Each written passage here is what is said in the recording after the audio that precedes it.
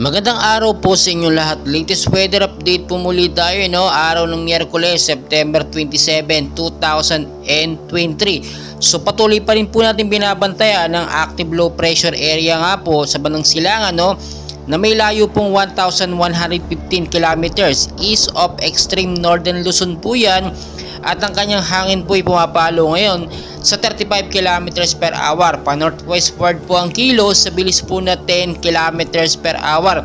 So makikita nyo mabuti sa ating pinaka-live radar, eto nga po sa bandang northeast of extreme northern Luzon, ay yung active low pressure area na talagang nakapasok na or halos dikit na rin sa ating Philippine Area of Responsibility.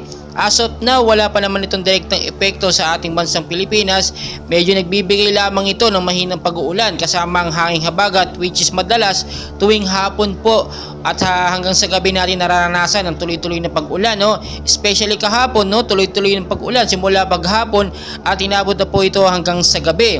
Sa ngayon talagang binabantayan po natin itong active low pressure area, which is posible itong maging ganap na bagyo kapag ka pumalo po sa 45 to 65 kilometers per hour ang kanyang lakas ng hangin. And also yung direction niya, napakahalagang pong malaman natin kung ito nga ba ay maglalandfall sa mismong direction ng Luzon sa Petro Manila, dahil almost papasok na siya or nakadikit na siya sa ating Philippine Area of Responsibility. Makikita nyo naman mabuti sa ating pinaka-live radar, etong may bilog na yan po yung active low pressure area. So kapag ka naging isang ganap na bagyo ito, tatawagin po itong bagyong Jenny sa Pilipinas.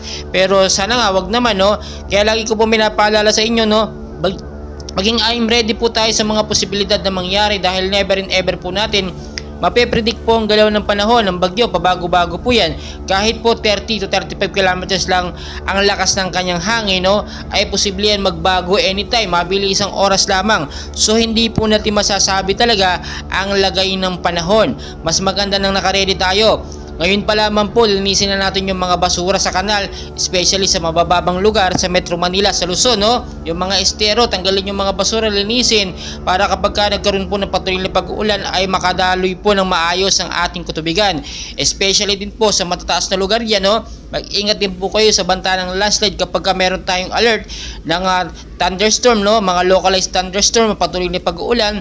Tabayanan po natin yung malakas na pag-ulan, posible kasi lumambot ang lupa at ito yung maging cause nga po ng landslide, Ngayon pong Setyembre patapos na, ina-expect natin isang bagyo lang po posibleng pumasok, dahil patapos na nga, ilang araw na lang ay papasok na ang buwan ng Oktubre. So rainy season tayo, kaya lagi tayong maging handa bawat oras. Mas mahalaga na nakaredy ang ating mga payong, ating mga sombrero, ating mga jacket anytime man na umulan. Patuloy ko kayong update, and please huwag niyo pong kalimutan mag-like and subscribe for more weather updates. Maraming salamat po.